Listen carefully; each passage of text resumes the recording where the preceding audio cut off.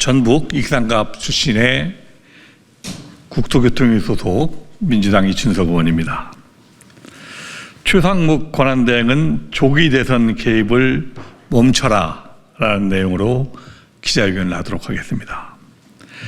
대통령의 파면과 조기 대선이 예측되는 시점에서 권한대행 체제의 정부가 특정 지역에 대폭 규제를 풀어 특혜를 주는 저희가 무엇인지 문제를 제기합니다.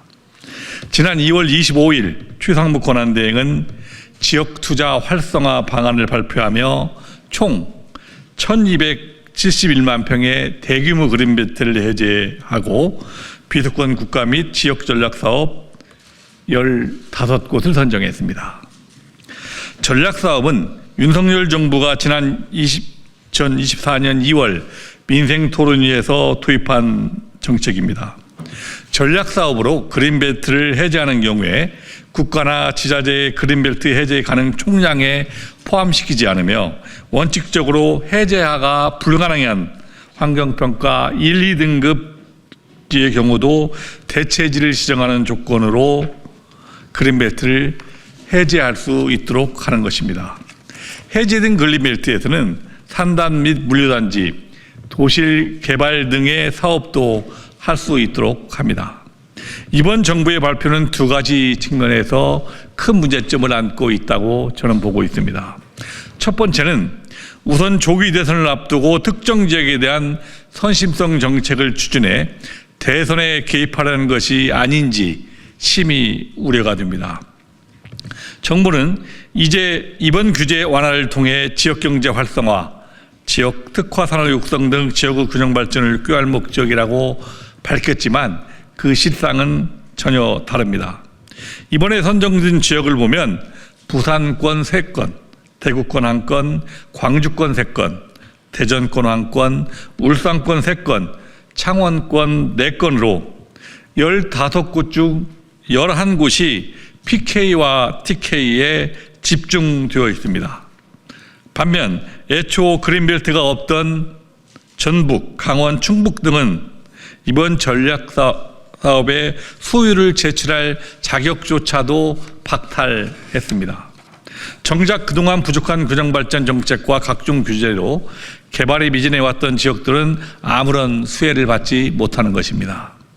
반면 PK와 TK 지역은 이번 규제 완화로 민간기업 유치와 신산업, 다양한 지역 현안을 추진할 수 있습니다. 아시다시피 PK와 TK는 수도권 다음으로 우리나라에서 가장 잘 계획되고 발전된 곳입니다. 그런 PK와 TK를 중심으로 또 다시 혜택을 주겠다는 심산입니다.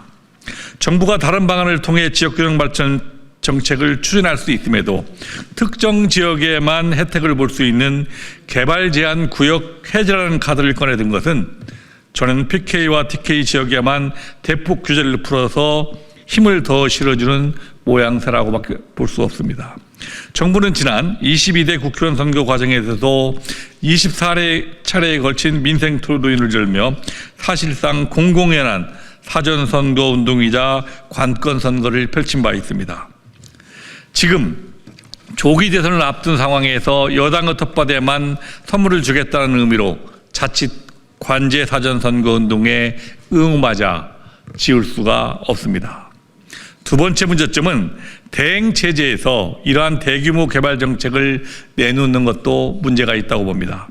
최상목 권한대행은 지난 2월 19일에도 부산, 대전, 안산에 4조 3천억 규모의 철도 지하 사업을 추진했다고 하며 대규모 개발 계획을 발표한 바가 있습니다. 권한대행은 불법 비상계엄 참여 혐의로 현재 고발 조치가 되었고 탄핵 위기에 처한 대통령이 임명했던 관료일 뿐이며 국정 공백으로 인하 잠시 대행을 하고 있을 위치에 있습니다. 윤석열 정권의 종말이 예정되어 있음에도 불구하고 이미 사의를 표한 바 있는 박상우 교통부 장관과 대통령 권한대행이 무슨 권한으로 국민을 무시하고 졸속으로 이런 규제를 대폭 완화하겠다는 것인지 전혀 이해가 되지 않습니다.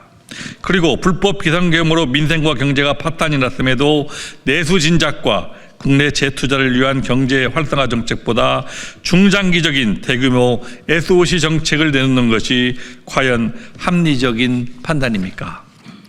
헌재의 탄핵 심판 이후 조기 대선이 예측된 상황에서 기능이 정지된 정부가 대규모 규제 완화 정책을 결정하는 것은 명백한 월권이라고 볼 수밖에 없습니다. 책임지지 못할 몇 개월짜리 권한대행이 국가의 중대사를 무슨 배짱으로 결정합니까? 호랑이 없는 굴에 여우가 왕노릇 한다고 최 대행의 월권이 그걸 치닫고 있습니다. 마은혁 헌법재판관 후보자의 임명을 거부하더만 반대로 차기 정부가 결정해도 될 중요 개발 사업에는 관여하지 못하도록 대모습을 바꾸는 형태는 매우 유감스럽지 않을 수 없습니다.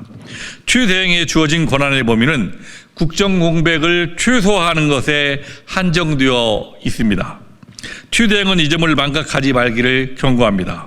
앞으로 정부의 주요 결정은 국민의 심판이 있고 난 뒤에 추진되어야 할 것입니다. 만약 최 대행이 끝까지 정부의 주요 정책에 권한을 행사하려 시도한다면 결코 국민이 용서하지 않을 것임을 분명히 경고하는 바입니다.